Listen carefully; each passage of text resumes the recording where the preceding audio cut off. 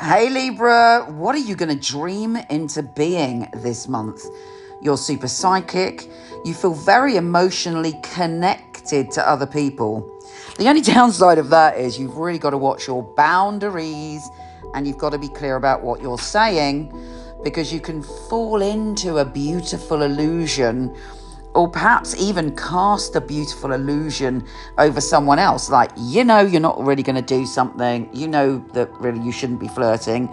You know that maybe you should be a little bit more direct. But you will really enjoy losing yourself this month. Now, the key to that, the solution to that, is to really trust your intuition, to meditate, to plan what magic you want to create with very, very clear boundaries. If there's any relationships around you that are fuzzy, if you find yourself daydreaming about doing things that you could never talk about in real life, nothing wrong with that. If it's something you want to make happen, nothing wrong with daydreaming in general. But you've got to keep your boundaries clear, at least for yourself. Otherwise, as I say, you could get swallowed up by beautiful illusions. And escapism may be one of the flavors of this month, and just things not really being clear. Having said that, the other flavor is magic, romance, synchronicity, and an incredible, almost fairy tale month where all sorts of strange and beautiful things can happen. But it's a bit like, you're in a surreal film and you've got to try and find the way out, find a way to make this next month not just a beautiful illusion, but something that has purpose and meaning and magic and can enhance your life. So basically, use your magic wisely, because it definitely has a kind of magnificent dreamlike quality that can create your future, but you've got to be clear in how you do it. Does that make sense, darling? Even I'm being woolly with this woolly energy. Anyway, let's start at the beginning. In the beginning, on the 4th of August, there's a new moon in Leo. This is a fabulous moon for you to manifest. One of the most powerful manifesting moons of the year for you. And so use that. What do you want to create? What ideas do you want to put out there? Do you believe that you deserve it? Do you believe that it's possible? Light yourself up like a beacon and draw your desires to you. Also, really look at who you're mixing with. Who we mix with I can't even tell you the profound effect it has on our reality. We are co-creating with the people around us. So people's belief system, their lifestyle and who they are directly impacts our own life. So really take a good hard look around you and think, who and what group of people do I want to bring into my future? Surrender some of your beliefs and step forward to manifesting something extraordinary on this new moon. I highly recommend that you do that. Venus, the planet of love, is entering your really soppy, romantic, escapist position. Mercury's already there. So again, you're intuitive, you're psychic, but also you love to indulge or get lost. Sex and drugs and rock and roll, drinking too much, or anything that is an escapism for you, you will be very tempted to do it more and more and more.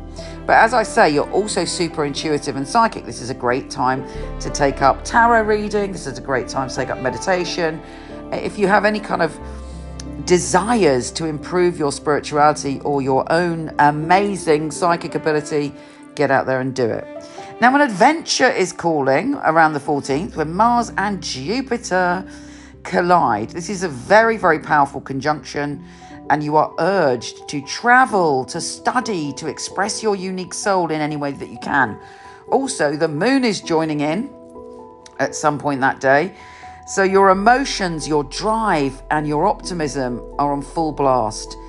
And what are you going to do with it? Where do you want to go with that sense of adventure? It's carrying you forward in an optimistic way, and you have belief that you can achieve what you want to achieve. So use that energy, because those are high points of the month for you. Now, Venus, obviously your ruler, is squared Jupiter on the 19th, and the sun is conjunct Mercury. It's a powerful day for a conversation. And it's also the full moon in Aquarius, which for you is one of the best moons of the year. So there's so much potential for this month for you. This full moon makes you optimistic, flirty, seductive, passionate and creative. So make sure again you're around the right people on that full moon and you're living your best life and you're doing something with that creativity. It really is a peak experience of fabulousness. On the 28th, Venus goes direct, and you all those plans that you've had and all those things that you want to put out there in the world suddenly come together and you can do it. Yeah, baby. And then we end the month on a high note as Venus, your ruler, the planet of love and abundance, goes into your sign, and there ain't no stopping you. It's also trine Pluto, the Lord of transformation. Something's going to change in your creativity, potentially in your love life. A big and positive shift to end the month with. Take care, gorgeous, and I'll speak to you soon.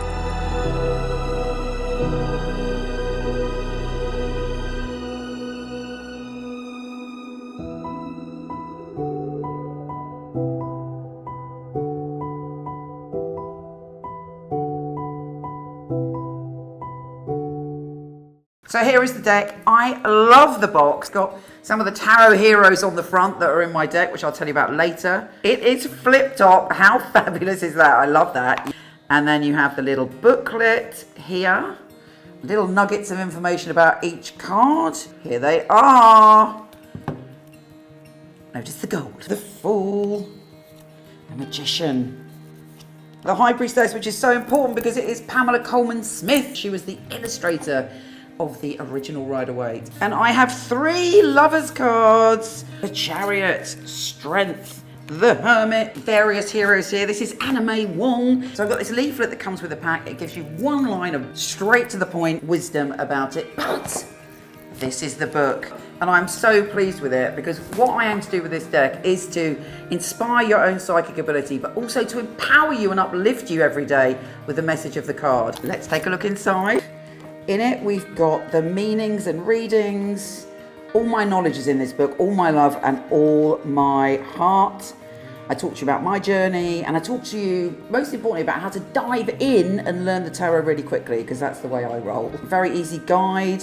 I talk to you about reversals and how to empower yourself and feel the love of the tarot. And then there's a little space where you can do your readings. And at the back, really importantly, I talk to you about all the card characters, the amazing things they did in the world to inspire us. Just to give you a taster, let's pull a card to see what we've got. Well, that is a great card. The 9 of Cups, the Wish card. The most basic interpretation of the 9 of Cups is that you're being given a massive cosmic yes. This book is my life's work. I've been doing tarot basically from when I was born. It's been a lifelong passion, and you're always learning when it comes to tarot, and I've tried to put everything I know and all the magic and how you can learn quickly. You can get them from Amazon, Barnes & Noble, and potentially order them from your local bookshop and support your local bookshop. These carry my heart and my soul, and I thank you for being on this journey. You inspired me to do it because I wanted to have an inclusive deck. So I thank you for being my inspiration.